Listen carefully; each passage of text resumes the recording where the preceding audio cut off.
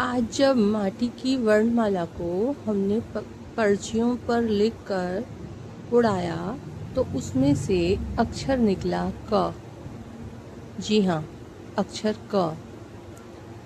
क से कथा, कहानी, किस्से। हिंदी में इसे कथा कहते हैं, इंग्लिश में स्टोरी और संस्कृत में आख्यायिका और कथा। जी हाँ, कितनी ही कथा, किस्से, कहानियाँ सुनकर हम सब बड़े हुए हैं और जानकारियाँ हमारे इतिहास की हमें कई बार सुन कर ही मिली हैं। इसी को हमने मनन किया है, याद किया है और याद कर अपनी आगे की पीढ़ियों को सुनाया है। इस तरह से एक मजबूत इतिहास, भूगोल, गणित, हर विषय जिसकी जिसको जानकारी थी उसने उसको याद किया और कथा, किस्से, कहानियों के माध्यम से हम सब तक पहुंचाया। अक्षरों और वर्णमालाओं के इन खेल में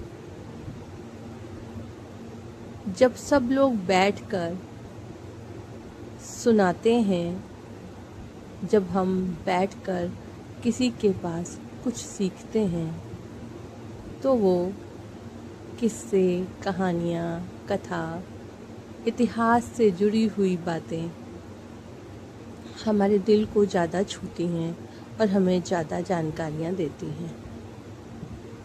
जानकारियाँ, बातें हम इस तरह से भी याद रखते हैं। लिखा हुआ तो हमारे पास बाद में आया, पहले तो हमने इसे कह सुनकर ही जाना, अपनी इच्छा शक्ति से उसको याद रखा और याद रख कर जब उसे दोबारा लिखा तो वो आज हमारे सामने है। वेद, पुराण और जितने भी ग्रंथ हैं वो सब कहे सुने से आकर यहाँ तक पहुँचे हैं।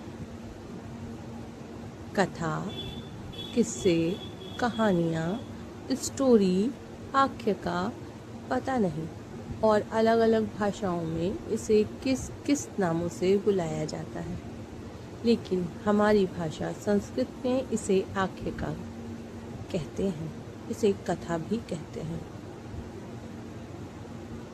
क अक्षर के साथ और भी बातें हैं।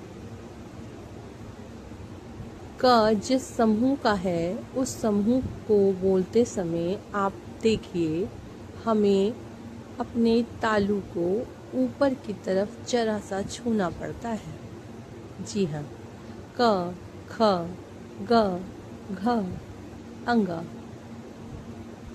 तो क और उसके समूह अक्षर।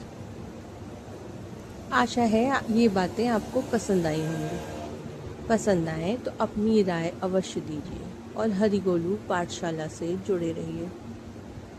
किस्से, कथा, कहानियों से हम हरिगोलू पाठशाला सजाते रहेंगे, क्योंकि आज़ादी और आज़ादी के बाद भी ये किस्से, कहानियाँ ही हमारी जड़ हैं, जिनसे हम जुड़कर अपने जीवन को आगे बढ़ा सकते हैं और अपने सच को जान सकते हैं। हरिगोलू ज्ञान पाठशाला में हम आगे भी इस तरह की बातें करते रहेंगे। बातें आपको पसंद आए तो अपनी राय अवश्य दीजिए और हमसे जुड़िए। धन्यवाद।